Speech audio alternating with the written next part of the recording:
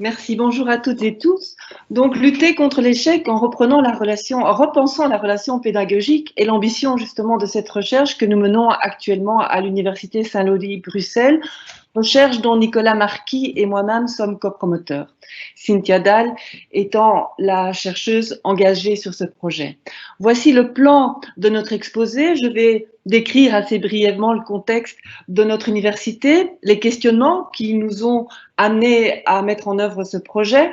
Cynthia vous décrira la méthodologie qu'elle a pu mettre en œuvre dans le cadre du projet et elle vous présentera les premiers résultats en termes d'éclairage par rapport aux inégalités, par rapport à la réussite. Elle vous proposera quelques constats généraux et fera un focus particulier sur l'enseignement à distance et la crise sanitaire, quels effets l'enseignement à distance a pu avoir sur l'expérience des étudiants et sur les inégalités. Nous terminerons par une présentation des pistes d'action et des pistes d'analyse que nous avons l'intention de poursuivre. Différents constats ont conduit le projet Lutter contre l'échec, repenser la relation pédagogique. Tout d'abord, le constat d'une diminution croissante depuis des années du taux de réussite à 60%, près de 20% en 10 ans pour ce qui concerne notre université, une dualisation de nos publics entre des étudiants qui présentent des résultats excellents et une frange de la population d'étudiants dont les résultats sont vraiment très faibles et très insatisfaisants.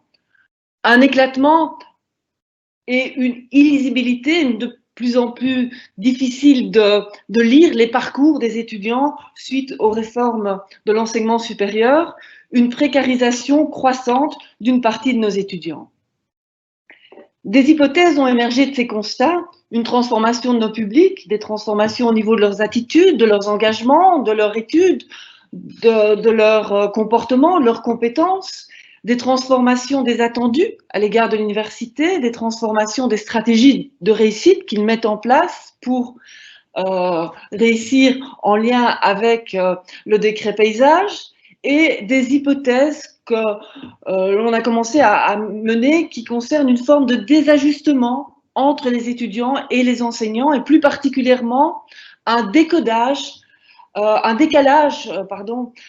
entre des étudiants les plus fragiles pour lesquels certains dispositifs d'aide à la réussite ne sont plus du tout adaptés. Donc nous avons opté pour une triple posture, une posture de diagnostic, de recherche et d'action.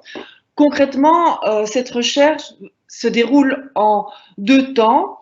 Un premier temps qui permettra de mieux comprendre les évolutions qui caractérisent les étudiants qui s'inscrivent à Saint-Louis. Qui sont-ils? Que désirent-ils? Quelles difficultés expérimentent-ils? Et puis, dans un second temps, sur base des réponses à ces questions, la construction de pistes d'action pour lutter contre l'échec en impliquant justement les 3 corps au niveau de notre université, à la fois le personnel administratif, le personnel scientifique, le personnel académique, dans des groupes de travail justement pour penser des pistes d'action pour remédier aux difficultés rencontrées des étudiants. Donc ce projet a impliqué l'engagement de 2 chercheurs, Cynthia que j'ai déjà présenté et qui va enchaîner dans la présentation des résultats, et également une chercheuse senior pour un demi-équivalent temps plein pendant 2 ans. Cynthia est engagée pendant 3 ans sur ce projet de recherche. Bonjour à tous. Donc, pour ma part, je peux vous présenter ici brièvement la méthodologie du projet Lutter contre l'échec. Donc, ce projet vise à suivre durant 3 années une cohorte d'étudiants inscrits pour la première fois à l'Université Saint-Louis en bloc 1 durant l'année 2019-2020. Alors, le projet s'articule autour de 2 axes méthodologiques. Le premier, qualitatif, consiste en la réalisation d'entretiens semi-directifs avec 38 étudiants qui ont été tirés au sort lors du premier quadrimestre de leur inscription à l'Université Saint-Louis. Et l'idée, c'est de les voir de manière régulière à hauteur de 2 entretiens par an pour voir un petit peu comment évolue leur parcours. Le second volet, le volet quantitatif, consiste en des vagues de questionnaires que l'on administre auprès de l'ensemble des primo-inscrits. Donc, cette année, nous avons réalisé pas moins de 5 vagues d'enquêtes et il est prévu au cours des 2 prochaines années d'en réaliser 2 par an. Donc, quand ont eu lieu ces 5 vagues d'enquêtes, la première a eu lieu lors de l'inscription, la deuxième, à peu près au milieu du premier quadrimestre, la troisième à l'issue de la session de janvier, mais avant que les étudiants ne reçoivent leurs résultats, quatrième vague lors de la session de juin et enfin lors de la seconde session. Alors, vous pouvez constater que les taux de réponse sont relativement importants, hein, puisqu'ils oscillent entre 94 et 64%. Pour nous, ça a vraiment été un défi très important de pouvoir toucher un maximum d'étudiants afin de constituer une base de données qui soit la plus représentative possible. Et aussi, peut-être une particularité de cette base de données par rapport à d'autres, c'est qu'il est possible pour nous d'identifier les non-répondants et de pouvoir les caractériser et ainsi mieux évaluer la qualité du panel de répondants que nous avons. Alors l'analyse, elle n'en est qu'à ses balbutiements, hein, puisque nous continuons évidemment la récolte de données. Il s'agira de partager et discuter les résultats avec la communauté universitaire. On en reparlera tout à l'heure. Au niveau méthodologique, ici, bien, vous voyez de façon très schématique les grandes dimensions que l'on souhaite investiguer à travers le projet Lutter contre l'échec. Donc, comme l'a présenté Karine, il s'agit vraiment de répondre à 2 grandes questions. Donc, la première question, c'est de savoir qui sont les étudiants de l'université aujourd'hui. Alors, nous avons évidemment toutes des dimensions qui traitent de caractéristiques fixes, hein, telles que l'origine sociale, la trajectoire scolaire, etc. Mais aussi des caractéristiques qui peuvent évoluer tout au long du parcours à l'université. Par exemple, les conditions de vie, l'intégration sociale et toute une série de représentations et de croyances. Donc ça, c'était pour la première question, qui sont les étudiants à l'université? La deuxième grande question à laquelle nous souhaitons répondre, c'est que font les étudiants et qu'ont-ils en tête? Et pour cela, eh bien, nous pouvons investiguer évidemment toute une dimension objective de leur parcours en leur demandant par exemple, tiens, dans quelle mesure est-ce que vous assistez aux cours? Est-ce que vous êtes bien intégré à l'université, etc. Et puis toute une série d'items qui traitent plutôt des représentations liées à l'université, à leurs professeurs, à la relation pédagogique et de manière peut-être plus générale au monde et à la science. Donc, à partir de toutes ces dimensions, des données qui sont collectées à travers aussi bien des méthodes quantitatives que qualitatives, il s'agit bien d'expliquer, de mieux comprendre les parcours des étudiants qui peuvent se solder par une réussite, une non-réussite ou même un arrêt prématuré de leur cursus. Alors, quels sont les premiers résultats que nous pouvons déjà vous présenter? Alors, je pense que la première chose qui est importante de regarder, c'est tiens, au moment de leur inscription, comment se sentent les étudiants par rapport à cet acte qu'ils posent. Donc, ce qui est vraiment très, très intéressant, c'est de voir qu'au moment de leur inscription, il y a une conviction très largement partagée d'avoir fait le bon choix en entamant un parcours universitaire. Vous voyez que un peu plus de 9 étudiants sur 10 se retrouvent dans cette affirmation. Deuxième point important, c'est que pour eux, le fait d'obtenir un diplôme universitaire est considéré de manière quasi unanime comme étant indispensable, à nouveau avec une proportion d'à peu près 9 sur 10, et aussi une représentation du programme d'études comme étant évalué majoritairement comme étant difficile. Donc on voit ici au niveau de l'inscription et de ces variables qu'il y a une relative homogénéité des étudiants. Mais par contraste, on observe déjà en creux, finalement, des formes d'hétérogénéité. Donc, on voit ici par rapport à l'optimisme, on demandait aux étudiants dans quelle mesure, finalement, ils se représentaient leurs chances de réussite à l'issue de l'année académique. On voit qu'un peu plus de la moitié se dit optimiste, mais environ un tiers reste réservé par rapport à ça, même si seulement moins d'un étudiant sur 10 se dit pessimiste. Et encore une autre forme, oui, d'inégalité finalement qui porte peut-être en elle-même le germe d'inégalité qui vont se révéler de manière plus forte encore au cours de leur cursus. On voit qu'un peu moins de la moitié des étudiants arrivent à l'université en se sentant suffisamment bien préparés par le parcours qu'ils ont suivi dans l'enseignement secondaire. Ce qu'on voit également, c'est qu'il y a un tiers des étudiants qui ne parviennent pas à se prononcer. Ils ne savent pas en fait dans quelle mesure ils ont été préparés ou non. Et ce qui est intéressant de voir, évidemment, c'est que vous voyez, il y a 22,4% d'étudiants qui arrivent à l'université avec déjà un sentiment de ne pas avoir pu capitaliser suffisamment durant leur parcours secondaire.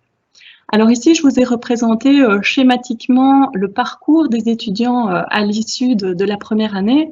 Alors, je ne vais pas tout vous expliquer, bien évidemment, mais peut-être on peut opérer un petit focus ici. Donc, c'est finalement le destin des étudiants à l'issue de cette première année. Alors, on peut constater que sur les 1415 étudiants qui se sont inscrits à l'Université Saint-Louis durant l'année académique 2019-2020, on a 48% des étudiants qui ont réussi au sens du décret Marco. Donc, qui ont réussi, donc on voit qu'il y a un tiers des étudiants qui ont réussi l'intégralité de leur programme annuel d'études et 15% qui ont réussi, donc 45 crédits.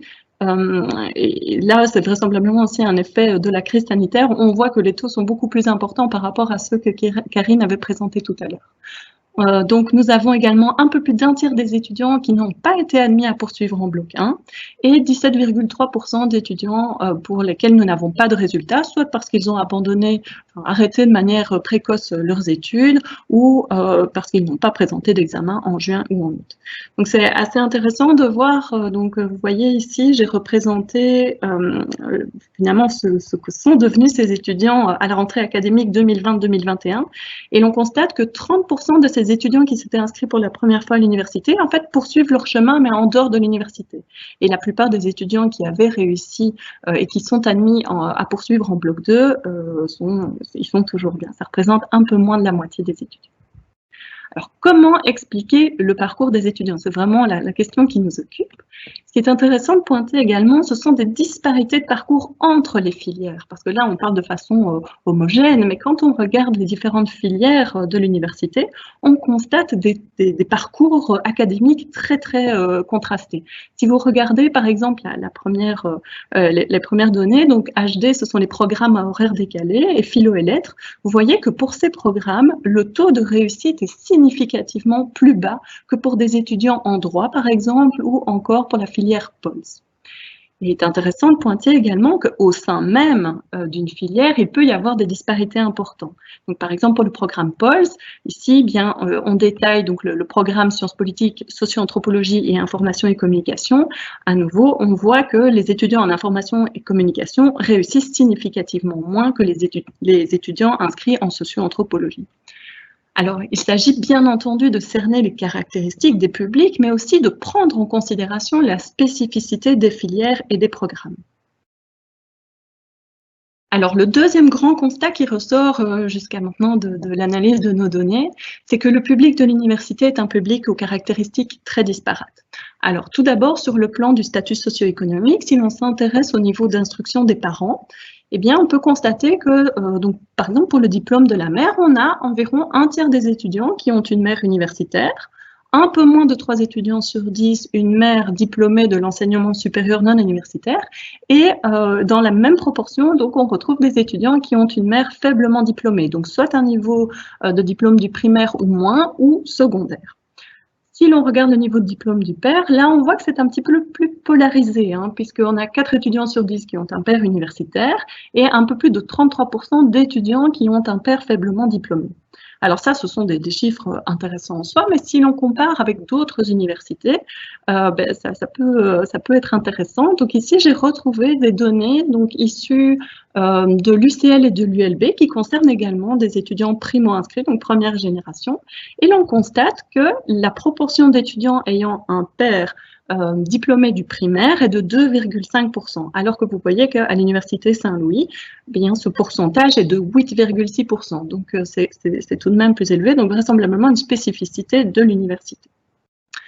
Alors, des profils plus éloignés de la culture universitaire. On a posé aux étudiants une question lors de la vague d'enquête qui a eu lieu en janvier, de savoir dans quelle mesure les exigences universitaires, le langage, la méthode, l'approche scientifique, etc., font sens ou non pour eux. Et c'est intéressant de constater que les étudiants qui n'ont pas de parents diplômés de l'enseignement supérieur sont significativement moins nombreux à déclarer que ces exigences universitaires faisaient sens pour eux. Ils sont 47,7% contre 62% pour les étudiants qui ont 2 parents diplômés de l'enseignement supérieur.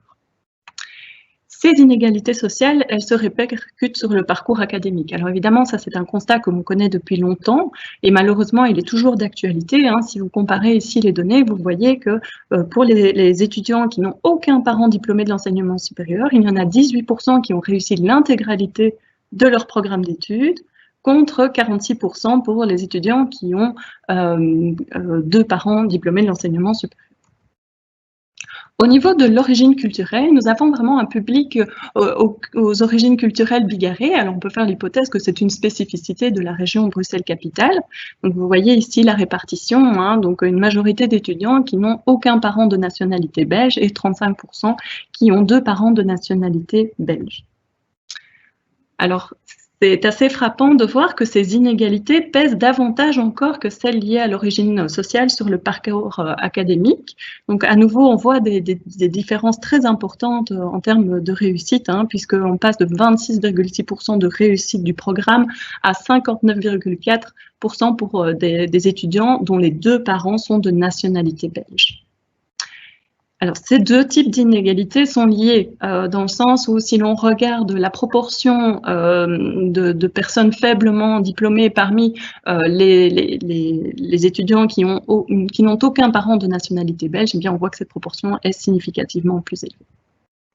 Ce qui est intéressant de voir aussi, c'est que ces étudiants qui n'ont pas de parents de nationalité belge accordent significativement plus d'importance au fait d'obtenir un diplôme universitaire par rapport aux étudiants dont les 2 parents sont de nationalité belge. C'est de 61% à 43%. Il y a également une perception de grandes attentes familiales de la part de ces étudiants pour qui le fait d'obtenir un diplôme universitaire est pour les parents quelque chose qui est important. Ils sont un peu plus de la moitié à se déclarer comme tel et cette proportion, ce pourcentage est 2 fois moins élevé pour les étudiants qui ont 2 parents de nationalité belge. Et par contraste, on voit que même s'il y a de grandes attentes de la famille, le soutien qui est fourni aux étudiants durant leur premier blocus, est également moins important, puisque 30% de ces étudiants qui ont des parents d'origine, de nationalité autre que belge, disent ne pas avoir eu de soutien. Ils sont 2 fois moins nombreux parmi les étudiants ayant 2 parents de nationalité belge. Sur le plan de la trajectoire scolaire et des performances passées, nos données confirment la permanence d'un effet d'autosélection des étudiants à l'entrée. Donc, on voit ici que parmi les étudiants qui sont arrivés l'année passée donc à l'université, que la majorité, les 2/3, proviennent de l'enseignement général. Viennent ensuite l'enseignement de transition et de technique, mais vous voyez vraiment dans des proportions moindres. Et vous voyez également que pour l'enseignement professionnel, ils sont vraiment très peu nombreux, ils sont 2,3%, ce qui représente un faible effectif. Alors, nos données confirment à nouveau l'effet du poids du bagage scolaire. Ici, j'ai représenté donc les parcours académiques des étudiants selon le titre d'accès à l'université. Et l'on constate que les étudiants qui disposent d'un diplôme de l'enseignement général et de l'enseignement de la communauté flamande réussissent davantage que les autres étudiants. Mais si l'on regarde tout en haut du graphique, là, on constate vraiment des parcours plus compliqués, puisque vous voyez que parmi les étudiants qui disposent d'un diplôme de l'enseignement professionnel, près de la moitié ont arrêté prématurément leur cursus et seuls 3% de ces étudiants ont réussi leur programme d'études. Alors, ça représente un étudiant sur 32, mais visuellement, c'est tout de même frappant et ces chiffres sont tout aussi importants pour l'enseignement technique. Alors également le poids des performances. Ici, j'ai repris uniquement donc les étudiants issus de l'enseignement général et on peut voir à nouveau très clairement que le pourcentage obtenu à l'issue du secondaire est prédicteur des parcours des étudiants. Alors, des inégalités également en termes de compétences à l'entrée. Donc, l'Université Saint-Louis, à l'instar d'autres universités francophones, met en place dès la rentrée le dispositif qui s'appelle donc Passeport pour le bac et qui vise à mesurer le degré de compétence, d'acquisition de certaines compétences considérées comme étant des prérequis pour le programme d'études. Donc ici, j'ai pris un exemple très concret, le passeport Lire et Comprendre, qui a été administré auprès des étudiants d'ESPO, Philo et Lettres et Traduction-Interprétation. Et j'ai pris une compétence qui était particulièrement liée à la réussite. Et donc, par rapport à cette compétence, qui est compréhension des liens, on voit qu'un quart des étudiants ont acquis cette compétence au moment de leur entrée à l'université. Et un peu moins de la moitié pour qui cette compétence n'est pas acquise. Alors, quel lien avec la réussite ?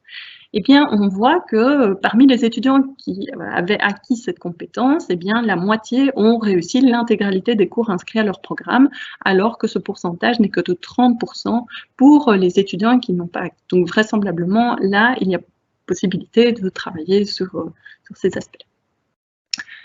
Cinquième point, donc sur le plan du processus du choix d'études, un indicateur qui est souvent repris dans les enquêtes, c'est pour mesurer l'étayage du choix d'études, c'est le nombre de démarches entreprises par les étudiants pour étayer leur choix. Alors à nouveau, une très grande disparité au sein des étudiants, comme vous le constatez sur ce graphique-ci, et on voit en fait finalement que il y a une moitié d'étudiants qui ont entrepris moins de 4 démarches, et l'autre moitié qui a entrepris environ 4 démarches ou plus. Alors vous voyez qu'il y a un nombre important d'étudiants qui n'ont effectué qu'une seule démarche. Quand on zoome un petit peu, on constate que la plupart en fait ont uniquement discuté avec leur entourage de leur choix d'études. Alors, est-ce un prédicteur de réussite ? Alors, si on regarde ce graphique, on voit qu'à partir de 4 démarches, là, on constate une relation linéaire entre le taux de réussite et le nombre de démarches entreprises. En deçà, la relation est beaucoup plus complexe parce que si vous regardez le taux de réussite des étudiants qui n'ont entrepris qu'une seule démarche, eh bien, le taux de réussite de la totalité du programme est moindre. Donc, ce qui, selon moi, nécessite d'un petit peu complexifier cet indicateur plutôt que de prendre uniquement le nombre de démarches entreprises. Alors, sur le plan du processus du choix d'études, toujours, quelles sont les démarches les plus plébiscitées par les étudiants? Donc, vous constatez ici, je les ai triées par ordre d'importance. Donc, la première, c'est le fait d'en discuter avec son entourage, mais c'est quand même intéressant de voir qu'il y a un étudiant sur 5 qui n'a pas discuté de son choix d'études avec son entourage. Le fait aussi de chercher des informations sur son programme d'études, des informations sur les débouchés et sa non-SIEP. Ce sont vraiment les 4 grandes démarches les plus plébiscitées. Alors, il est intéressant de regarder s'il y a une différence s'il y a un lien finalement entre ces démarches et le fait de plus ou moins bien réussir son parcours à l'université.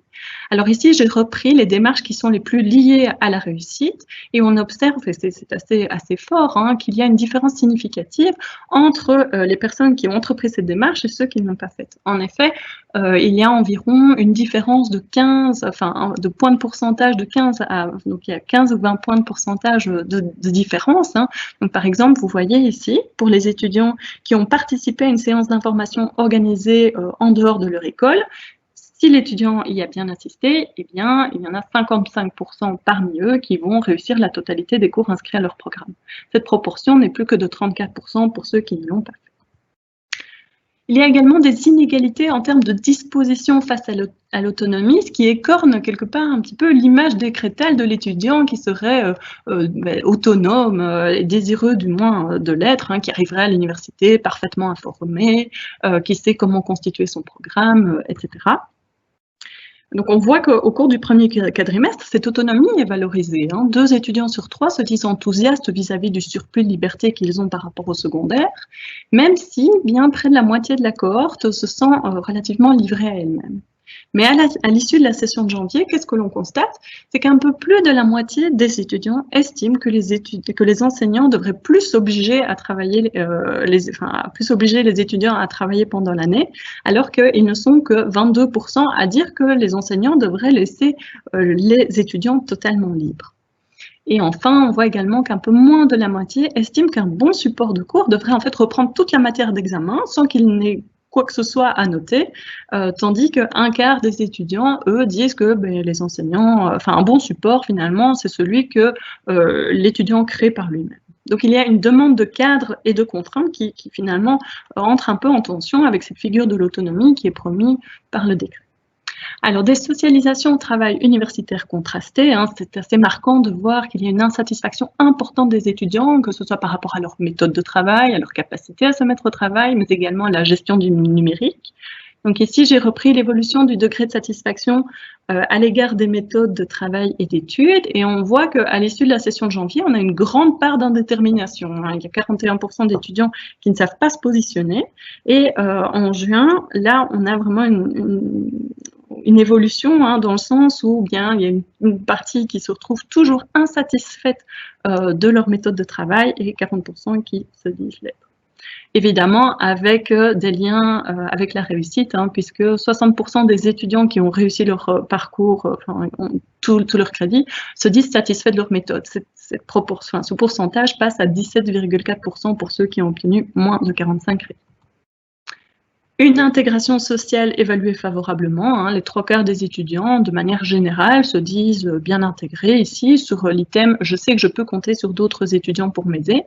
Mais on voit tout de même que pour des étudiants qui ont eu un parcours un petit peu plus sinueux, hein, donc les étudiants qui ont obtenu moins de 45 crédits, eh bien là on voit que la proportion d'étudiants qui ne savent pas, qui n'ont pas la possibilité de compter sur d'autres étudiants pour les aider est plus importante. Et de façon similaire aussi pour ceux qui ont arrêté leur cursus. Des inégalités en termes d'engagement. Donc ça, nous allons le voir en abordant assez succinctement le contexte sanitaire que nous avons connu depuis la mi-mars et l'expérience de l'enseignement à distance.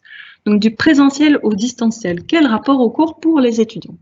C'est intéressant de voir que fin janvier, l'assistance au cours est considérée vraiment comme une condition importante de réussite par les étudiants. Vous voyez qu'ils sont près de 7 sur 10 à considérer que le fait d'assister au cours, c'est quelque chose d'important pour réussir. On voit également qu'un peu plus de la moitié des étudiants qui ont répondu à ce questionnaire expriment des regrets. Ils nous disent que s'ils pouvaient remonter le temps, ils assisteraient à davantage de cours, alors que seulement 11% d'entre eux nous disent qu'ils assisteraient à moins de cours. Et on peut voir aussi au fil des différentes vagues d'enquête qu'il y a des disparités qui se creusent au fil de l'année et qui ont vraiment pris une ampleur toute spécifique durant la crise sanitaire que nous avons connue. Donc vous voyez que 5 semaines après la rentrée, la proportion d'étudiants qui suit la quasi-totalité ou une grande partie des cours environ est vraiment très importante. Vague 3, à l'issue de la session de janvier, eh bien, on voit que la proportion d'étudiants qui suivaient la quasi-totalité des cours est un petit peu moins importante. Mais vous voyez surtout que ici, pour la vague 4, eh bien, nous n'avons plus que 50% des étudiants qui affirment suivre la totalité, quasi-totalité ou une grande partie des cours. Donc, un décrochage en termes d'assistance au cours. C'est intéressant de voir aussi que l'assistance au cours est un important prédicteur de réussite. Donc ici, vous avez un graphique qui représente les différents parcours des étudiants, mais je ne vais pas m'attarder dessus, mais peut-être juste ce qu'on peut signaler, c'est que voilà, les étudiants qui ont réussi l'intégralité de leur parcours d'études sont beaucoup plus nombreux à affirmer assister à beaucoup de cours, tandis que pour les étudiants qui ont obtenu moins de 45 crédits, il y a vraiment une très grande hétérogénéité. Les conditions subjectives du distanciel, donc des conséquences importantes sur la motivation qui se reflètent en partie sur les aspirations des étudiants. Donc ici, on voit l'évolution des étudiants. Donc ce sont bien les mêmes étudiants qui ont participé à ces 3 vagues. Donc à leur entrée, 90% des étudiants visent la réussite de tous leurs cours. Vague 3, donc janvier, on voit que cette proportion diminue et elle diminue encore à l'issue de la session de juin. Conséquences importantes sur la capacité à se mettre au travail, très brièvement. Donc, on voit que les étudiants, durant la crise sanitaire, ont rencontré beaucoup plus de difficultés, même comparativement à leur premier blocus de décembre. Et ils avaient évidemment beaucoup de temps disponible, mais il a été réduit par toute une série de facteurs. On reviendra éventuellement là-dessus. Alors, peut-être pour aller très vite sur les conditions matérielles. On a demandé aux étudiants d'évaluer leur environnement. Mais ce qui était intéressant de voir, c'est qu'évidemment, il y a l'évaluation négative du logement qui était plus répandue que l'évaluation négative de l'équipement numérique. Mais ce qui est intéressant, c'est qu'en fait, ces inégalités se superposent. On voit que parmi tous nos répondants, eh bien, il y a 6% de ceux-ci qui n'ont ni logement ni équipement adéquat. Et ça se répercute sur le parcours. Donc là, quand on regarde par exemple le pourcentage d'étudiants qui ont un logement inadéquat parmi ceux qui ont réussi la totalité de leur programme d'études, ils sont 14,4% à dire que leur logement n'était pas propice au suivi des cours. Et vous voyez que ce pourcentage, il passe à 38% pour les étudiants qui ont obtenu moins de 45 crédits acquis. Et c'est encore plus fort également pour l'équipement numérique. Voilà. Alors, concernant les pistes d'analyse et d'action, donc comme je vous l'ai dit tout à l'heure, c'est une analyse qui n'en est qu'à ses balbutiements. Il faut vraiment pour poursuivre l'investigation des variables, nous en avons près de 900 dans notre base de données. Il s'agira aussi, au fil des mois qui arrivent, d'élaborer des profils pour mieux comprendre qui sont les étudiants, leurs difficultés, leurs besoins. Il s'agira aussi de mieux cerner l'articulation de certaines variables pour expliquer le parcours des étudiants, d'où l'importance des analyses multivariées. Et il s'agira également de mettre en perspective, d'enrichir et peut-être de faire discuter le matériau quantitatif que nous avons avec le matériau qualitatif que nous avons jusqu'à présent récolté. Alors, je cède la parole à Karine qui va présenter donc les perspectives d'action. Donc, en termes de perspectives d'action, nous avons, grâce à cette recherche, eu la possibilité de mettre en relation les différentes banques de données, celles qui sont issues de cette recherche, avec celles relatives au parcours de réussite des étudiants, à leur participation aux différentes activités du service d'orientation et d'aide à la réussite, pour un meilleur monitoring des activités de soutien de la réussite et surtout pour nous assurer, ou en tous les cas, voir comment faire pour que les initiatives que nous mettons en place s'adressent aux étudiants qui en ont le plus besoin. Nous avons aussi l'intention de construire des initiatives de soutien ciblées en fonction des différents publics étudiants identifiés, de leurs difficultés spécifiques, et ce, en collaboration à la fois avec les enseignants et à la fois avec les différents services administratifs. Et puis, nous avons également des projets de co-construction dans le cadre de groupes de travail qui, de nouveau, impliquera l'entièreté des membres du personnel, notamment un dispositif de soutien à la transition entre l'enseignement secondaire et l'enseignement supérieur qui visera à vraiment travailler tout ce qui concerne aussi le choix d'études, la construction du projet d'études, ce qu'on a appelé un carnet du bourlingueur en milieu universitaire qui donnera quelques conseils, qui expliquera les règles d'usage et les précautions à prendre dans le milieu universitaire, et enfin des outils de réflexivité qui permettront aux étudiants de se situer par rapport à la maîtrise des prérequis, par rapport aux études, par rapport à leurs études, par rapport au savoir, par rapport au sentiment d'efficacité personnelle, à leur motivation, etc. Donc de pouvoir avoir une meilleure connaissance de là où ils se situent par rapport aux attendus de l'université. Voilà, je vous remercie de votre attention. Cela clôture notre intervention.